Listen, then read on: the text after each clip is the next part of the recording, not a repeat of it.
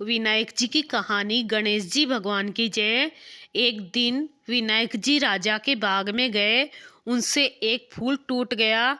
गजानन जी ने सोचा अब तो इनके यहाँ काम करना पड़ेगा, यही इसका प्रायश्चित है। उन्होंने छोटे बच्चे का रूप धारण करके राजा के यहाँ नौकरी कर ली। एक समय रानी जी सोच क्रिया से निर्वत हो हाथ बानी से धोने लगी तो विनायक जी ने देखा और बानी को ढुला दी। वह रेत से हाथ धुलाए तो रानी गुस्सा हो राजा से बोली, ऐसा नौकर लाए हो जो काम में टांग अड़ाता है। राजा ने डांटा तो बालक बोला, अशुद्ध हाथ भी कभी बानी से धोते हैं क्या? बानी में तो लक्ष्मी होती है। राजा बोला, बात तो सही है।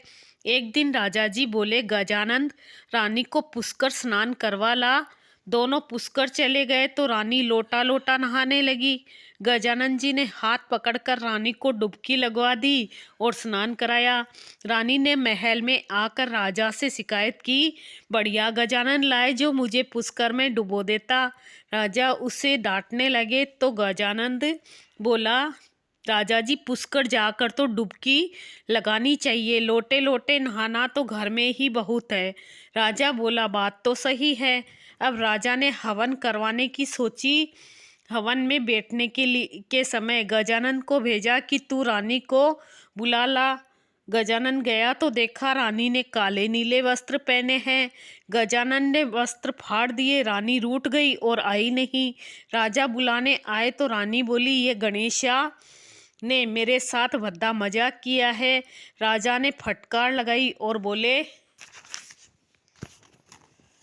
क्या कुबुद्धि करी है तूने?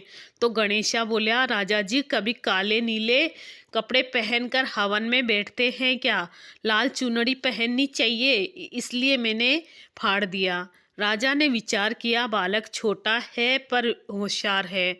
हवन में बैठने लगे तो गणेश स्थापना में देर हो गई। राजा ने कहा, गणेश जी बैठाओ। गणेशा बोला, राजा जी आंखें बंद करो। इतने में गजानन जी ने दर्शन दिए। ऊंद उंदाला, दूध धुंधाला, ओछी पीड़िया हैजनकारा और राजा के खूब अंध धन लक्ष्मी का भंडार कर दिया। राजा बोले, हे गजानन जी महाराज, हमने इतने दिन आपसे काम करवाया, हमें बहुत दोष लगेगा। राजा जी बोले, गजानन जी बोले, आप चिंता मत करो।